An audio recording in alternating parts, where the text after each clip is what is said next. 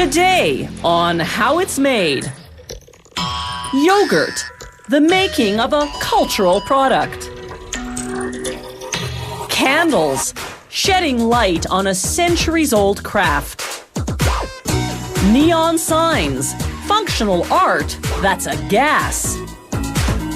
And book bindings, going undercover, literally.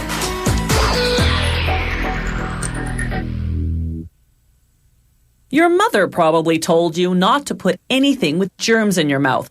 Well, it turns out she was wrong. Yogurt is one of the healthiest foods you can eat, yet it's chock full of germs. Bacteria, to be precise. Bacteria that are actually good for your digestive system. The first step in making fruit-flavored yogurt is to inspect the fruit. Workers discard any skin or pits that slip through and any pieces that are discolored or bruised. The fruit doesn't go into the yogurt as is. First, they turn it into jam. To give that jam just the right texture and taste, they have to weigh all the ingredients carefully before pouring them in the mixer. The first ingredient is water, followed by artificial and natural flavoring, and stabilizers to give the jam an even consistency. Certain types of fruit aren't colorful enough on their own, so the factory adds artificial coloring. Next come two types of sugar, fructose and sucrose. The mixer heats everything to 60 degrees Celsius to help dissolve the dry ingredients. The machine pumps out and refeeds the mixture so that it blends evenly. Then more coloring, followed by the fruit, followed by another hour or so of heating and mixing. Then they heat the jam at a minimum of 80 degrees Celsius for another hour to kill off any harmful bacteria. To prepare the yogurt, they mix different powdered milk products with milk and cream. For low-fat yogurts, they use fat-free milk and skip the cream. Once they've blended the ingredients, they heat them to 80 degrees Celsius or higher for just half a minute. That's all the time that's needed to pasteurize the mixture. But while it's now bacteria-free, there's another problem. Milk and cream naturally separate because cream is lighter due to its fat content. So on to the next step. Homogenization, blending the milk and cream together. The homogenizer's pistons crush the fat globules. This enables the two liquids to merge. The mixture then goes into fermentation tanks heated to 45 degrees Celsius. Workers pour in a packet of live bacteria bought from a factory that breeds bacterial cultures for the dairy industry. Fermentation takes 6 to 20 hours, depending on the style of yogurt. The factory manufactures the yogurt containers right on the packaging line, using plastic sheets and paper labels.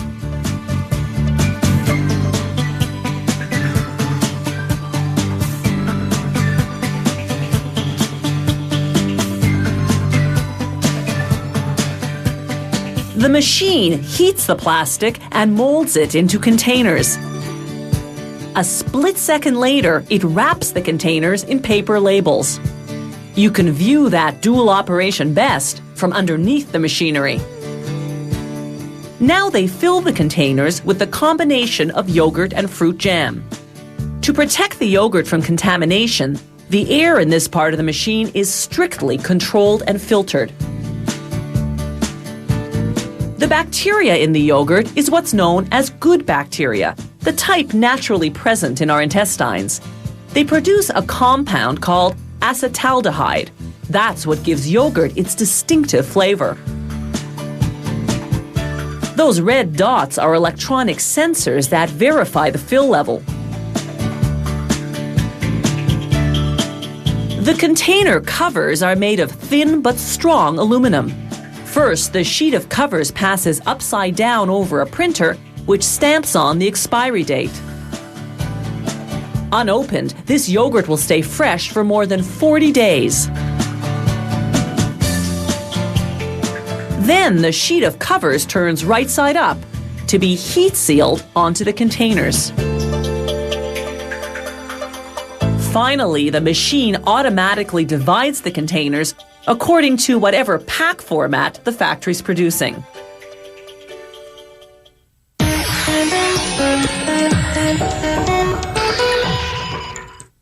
The invention of the candle can possibly be credited to the ancient Egyptians, who dipped reeds into animal fat and lit them.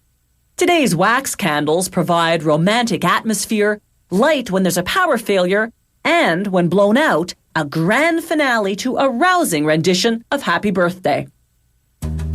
At the heart of every candle is a wick made from woven or twisted cotton cord. To stiffen up that limp cord, they run it through a tank of liquid paraffin, a wax derived from petroleum. The cord then passes over a cooling drum whose cold surface instantly hardens the wax coating. The now rigid cord winds onto a spool ready to be cut into wicks. There are several candle-making methods, all of which work on the simple principle that hot wax turns hard and white when it comes into contact with cold air or a cold surface. This process is called candle pressing. The hot paraffin travels from the holding tank to a set of sprinklers inside a 6-meter-high refrigerated chamber. The sprinklers shoot the wax upwards into the cold air. Like falling precipitation transforming into snowflakes, the wax droplets transform into wax flakes. They land at the base of the chamber, then travel to a hydraulic press. The press forms them into candles using pressure but no heat, and pierces a hole through the middle for the wick. The air in this part of the plant has to be less than 25 degrees Celsius, or else the flakes will melt and stick together, jamming the machine. Now the candles travel to the wicking machine, which cuts and inserts a wick into each candle. Another candle-making method is the dipping process. They install 96 wicks on each frame of an automated dipping machine. One after another, the frames dip the wicks into a tank of clear paraffin. As the frames rise from the tank, gravity pulls the wax downward, creating a conically shaped coat of wax. By the time a frame has made the circuit and returned to the tank, the wax coat is hard and white. The wicks go for a second dipping, followed by another go-around. This continues until 25 dips later, the tapered candles are 2 centimeters in diameter. To turn these white candles into colored candles, they dip them into a vat of dyed paraffin, then immediately after into cold water to harden the color coat. To produce votive candles, the factory uses an automated molding process. They heat each molding table, flood it with paraffin, then cool the table. The wax overflow compensates for the shrinking that occurs during the 20-minute hardening phase.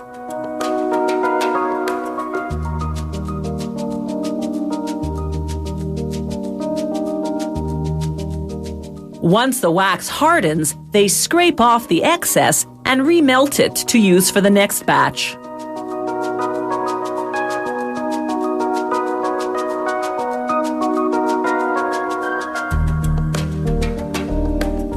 A pin inside each mold created a channel for the wick. Now another type of automated wicking machine inserts a wick and secures it in place with a metal clip at the base of the candle.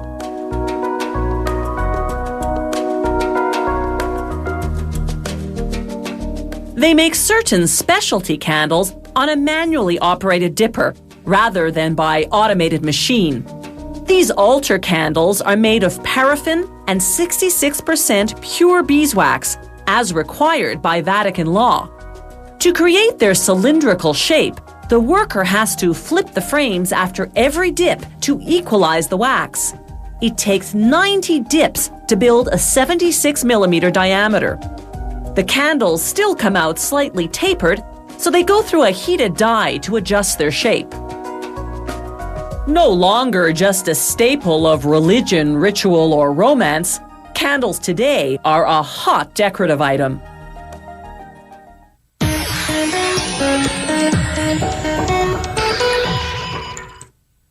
Neon signs are made of glass tubes bent into letters or shapes and filled with inert gas. When the electric current hits the electrodes in the tubes, electrons flow through the gas, making its atoms glow. The type of gas and glass determine the color of the light. In a clear glass tube, argon gas gives off blue light, while neon gas produces red light. To create vivid designs, they can parlay those two base colors into more than 80 additional colors by using glass tubes that are colored with fluorescent powders. For instance, blue glowing argon gas in a yellow tube creates a green light. To shape the tube, they use a glass blowing technique. Following a pattern drawn on a fire-resistant sheet, they mark where they have to bend the tube.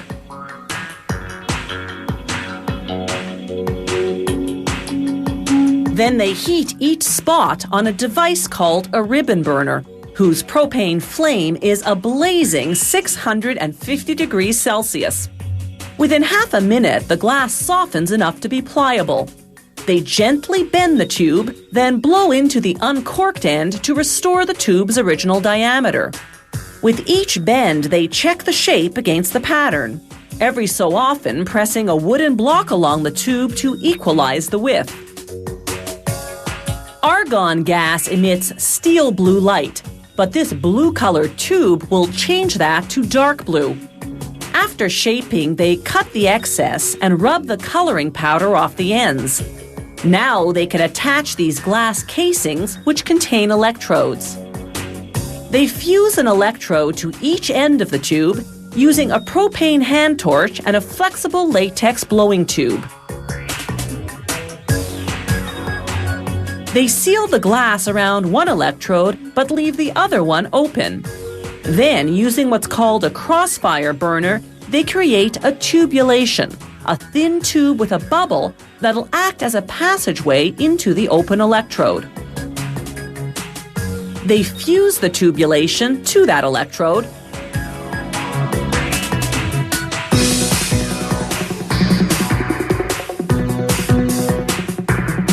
then carefully inject a drop of mercury into the open end of the tubulation.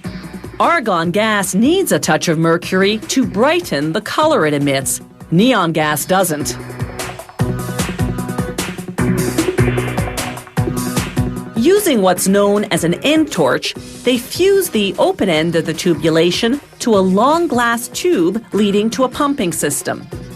They connect the electrodes to the system, then power it up. The pump vacuums out the air, then injects the gas. The electrical current makes the atoms in the gas glow.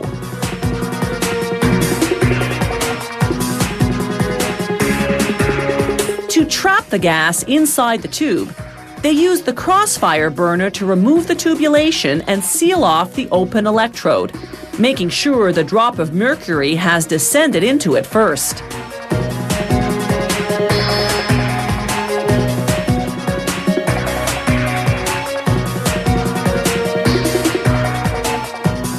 They dip the back of the sign into black paint. This will make the lettering or design stand out. They use a brush to spread the coat evenly and remove the excess. Next, they'll light up the sign at high voltage for a half hour. This will dry the paint and, more importantly, transform the liquid mercury into vapor that spreads throughout the sign. Using transparent clips, they mount the sign onto a black plexiglass background to make it stand out even more.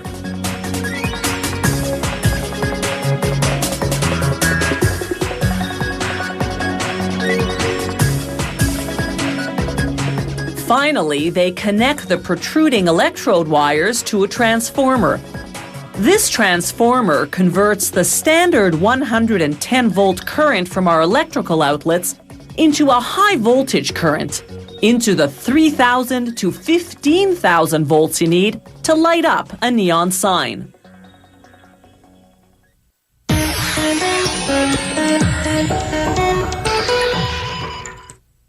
Hardcover books have bindings made of heavy paper boards covered with cloth, leather, or plastic.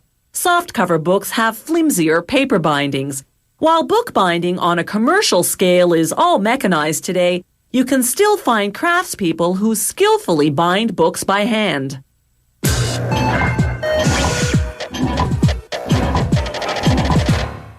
Book bindings date back to 2nd century Egypt, where Christian monks sewed sheets of papyrus together, then enclosed them in leather-covered boards connected by strips of hide. Monks in medieval Europe stitched together handwritten parchments, binding them between wooden boards often covered in leather, sometimes even embellished with gold leaf and gems. The 16th century saw the arrival of cheaper printed books with simple pasteboard bindings.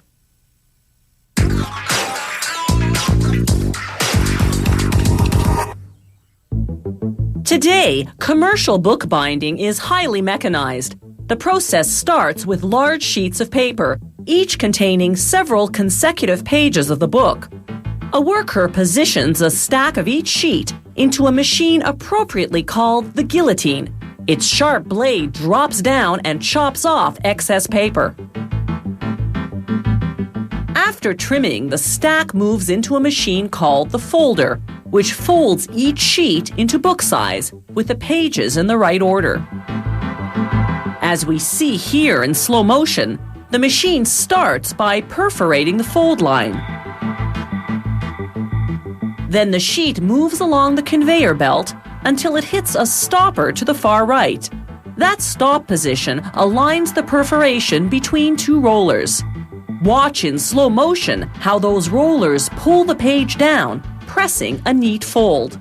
This process repeats itself for each fold of the sheet.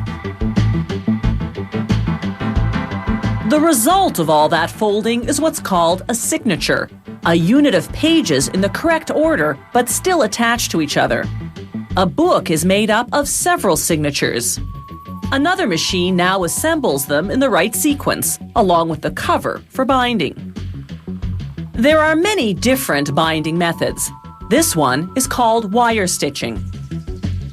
As we see here in slow motion, the machine drives heavy-duty staples right through the spine of the signatures and cover. The staples are cut from steel wire that's so strong, you have to tear the book apart to remove them.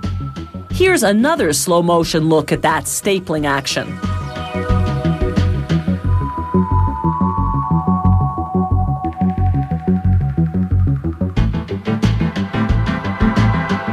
This is another binding method called perfect binding.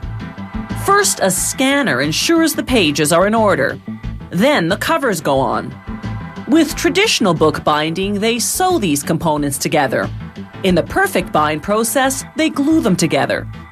To do that, the machine first feeds the assembled books spine side down onto trays. The trays compress the pages.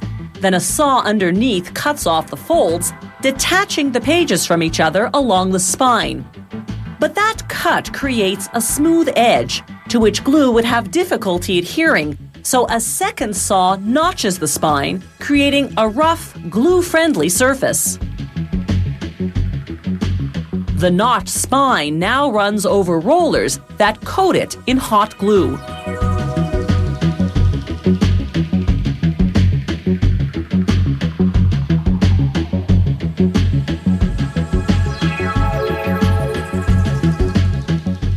Finally, two conveyor belts merge.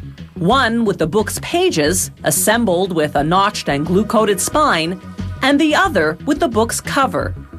The machine presses the cover onto the spine.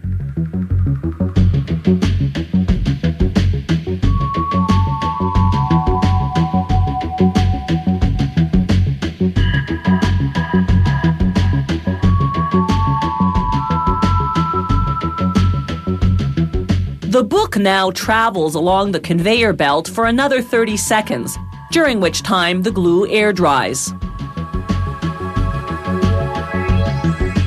By this stage of the process, with either binding method, most pages on the unbound sides of the book are still attached by folds. So to separate the pages, the books go through a machine called a 3-knife trimmer. It cuts the folds off the 3 sides simultaneously. The book is now finished. Fine quality books still have sewn bindings, but your average book today is wire-stitched or perfect bound. Those newer methods are far less costly, yet still produce books that are sturdy and durable.